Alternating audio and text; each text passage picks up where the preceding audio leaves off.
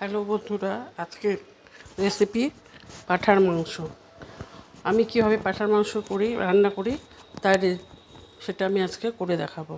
প্রথমে আমার মাংস রান্না করতে কী লাগবে, প্রথমে লাগবে আমার পাঁঠার মাংস।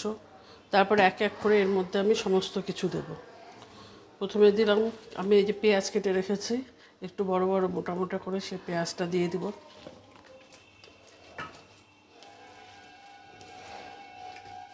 তারপরে দিব রসুন, এরপরে দিব টমেটো,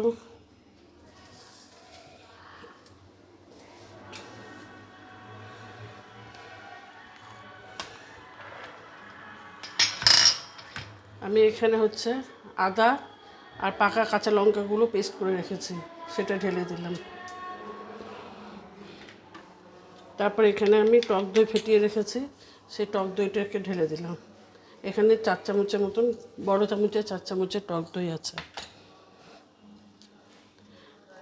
এবার দেব হলুদ পরিমাণ মতন, তারপরে দেব লবণ পরিমাণ মতন,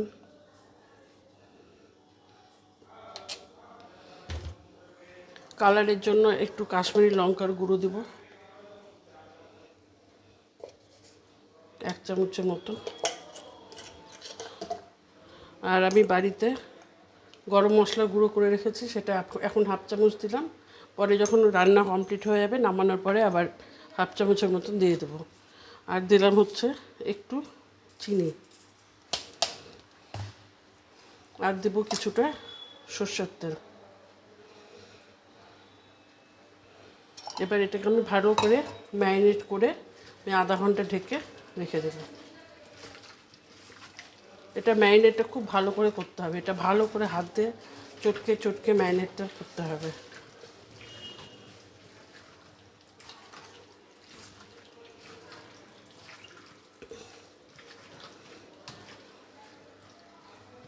ম্যারিনেট করা হয়ে গেছে, এবার এটাকে আমি ঢেকে রেখে দেবো আধা ঘন্টা।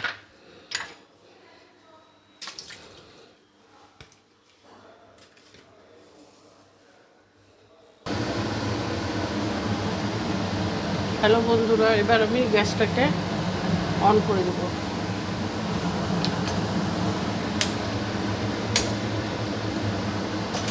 কড়াইটা গরম হোক।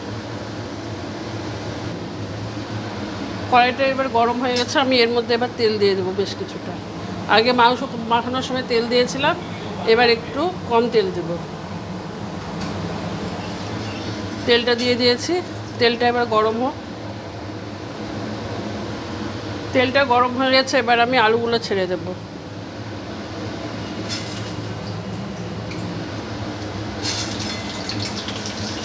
আলুটা এবার ভাজা ভাজা হোক। আলুটা ভাজা ভাজা হয়ে এসছে, এবার এর মধ্যে আমি কিছু গোটা গরম মশলা দেব। 2টো তেজপাতা ছিঁড়ে রেখেছি, 2টো শুকনো লঙ্কা, 1টা বড় এলাচ, 4টা ছোটো এলাচ, 2-3 টুকরা দারচিনি, একটু গোটা জিরে। এবার আলুটাকে আমি সাইড করে নেব, নিয়ে এবার এই গরম মশলাগুলো সব ঢেলে দিলাম।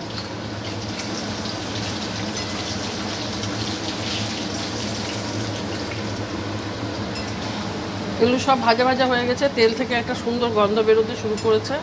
এবার আমি এই মাখানো পাঁঠার মাংসটা আধা ঘন্টা আগে ম্যারিনেট করে রেখে দিয়েছিলাম ঢাকা দিয়ে, এবার সেটাকে আস্তে আস্তে ঢেলে দেবো।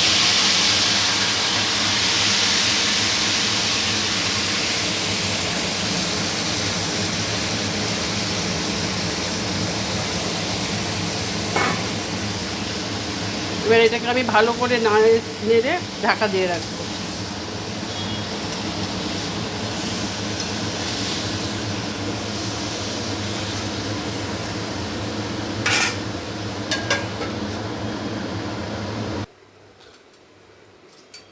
এবার মাংসের ঢাকনাটা তুলে দেখব কতটা কি হলো।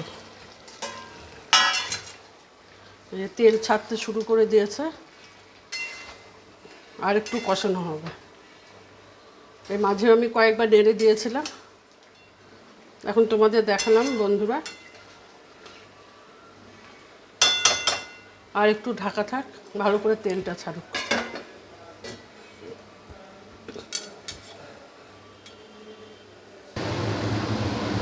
এই যে বন্ধুরা দেখো, পাঁঠার মাংস প্রায় আমার কষানো হয়ে এসছে।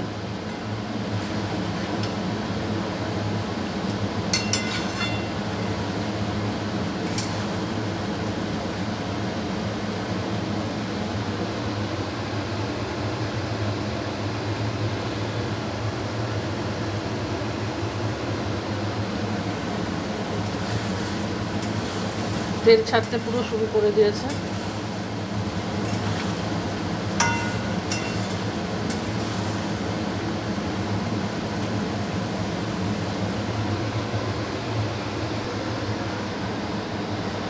পাঁঠার মাংস আমার রান্না হয়ে গেছে, কষানো কমপ্লিট, একদম কষানো হয়ে গেছে মাংসটা। এবার এর মধ্যে আমি একটু গরম জল দেবো।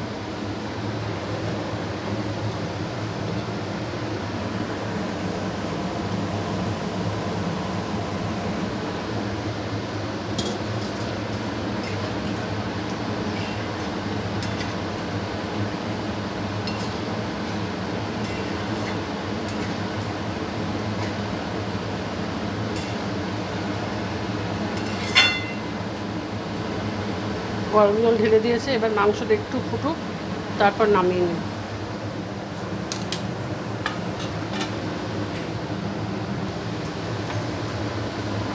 পাঁঠার মাংস আমার রান্নার একদম কমপ্লিট হয়ে গেছে। এবার এর মধ্যে আমি একটু গরম মশলার গুঁড়ো ছড়িয়ে দেবো, দিয়ে এটাকে এবার ভালো করে নেড়ে দিব। এবার এটা একটা পাত্রে আমি ঢেলে নিব। এই দেখো বন্ধুরা, পাঁঠার মাংস আমার একদম কমপ্লিট হয়ে গেছে। তোমরা এইভাবে রান্না করে খেয়ে দেখবে, আশা করছি তোমাদেরও খুব ভালো লাগবে। আজকে আসি, টাটা।